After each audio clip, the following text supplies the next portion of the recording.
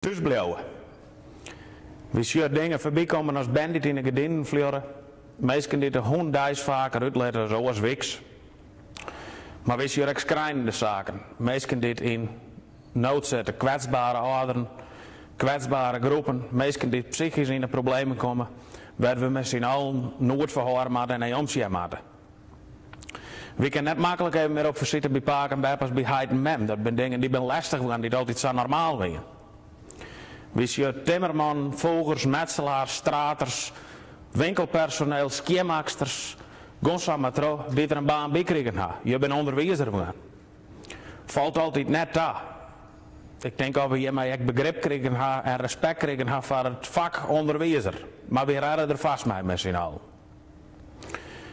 Wat kan wel nou als we tussen zijn? We kunnen nou wel online winkelen. Door dit net. En audio door dit lokaal en regionaal. Door dit bij onze ondernemers, dit onze lokale voetbalverenigingen in het dorp sponsoren. Dit zorgen dat de Sinterklaasintocht betalen wordt. Denk ik om hun. Het zal jou net neerwijzen dat we met deze PSK waarschijnlijk nergens op uw PSK best heen hoeven. Wacht je even tot na de crisis en ga naar de kleinwinkel in jouw dorp. Ga naar de kleinwinkel in de regio, zodat deze bestaansrecht houdt. Zaken die belangrijk zijn om ons dorp een broezen te houden. Ons gringenboer, ons slachter, ons bakker, ons blommenzaak. Maar straks zullen we er beginnen met ons kapsters, ons nagelstylisten en gonsamatro. Ons dorpen en ons winkelcentra zijn broezen tro hun, zorg je dat ze er blijven. Ik heb je lokaal, ik hoop dat jou dat ook door. Ik zeg van een week een berichtje voorbij komen van de crisis uit de 30er jaren.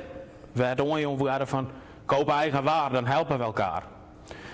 Een paar maanden geleden hier we net verwacht dat dit nou weer actueel is. En toch is het zo. Ik hoop je jou in betere tijden weer te zien op uw evenementen, op uw braderieën, in uw kroegen, uw snackbaren. Gaan maar verder wat voor evenementen nou we nog gaan ondernemers Jan. Maar dat we maar snel weer treffen kunnen dat deze crisis achter ons is.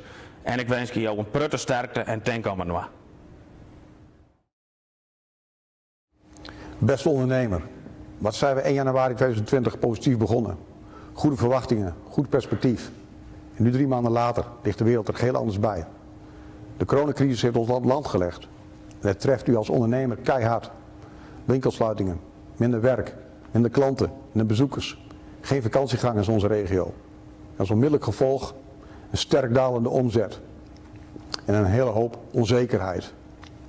We zijn blij met het steunpakket van het Rijk. Stevige maatregelen. Ook de provincie Friesland verdient hier een compliment. Als gemeente Noordwest-Friesland hebben we onze lokale maatregelen getroffen. Die vindt u terug op de website van de gemeente van Noordwest-Friesland.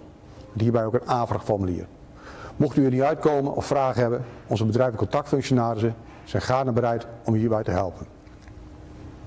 De coronacrisis. We moeten het met elkaar doen. We moeten elkaar daarbij helpen. Ik doe een oproep aan de vastgoedeigenaren om voor zoveel mogelijk soepel om te gaan met de huurvoorwaarden. Ik doe een oproep aan u als consument.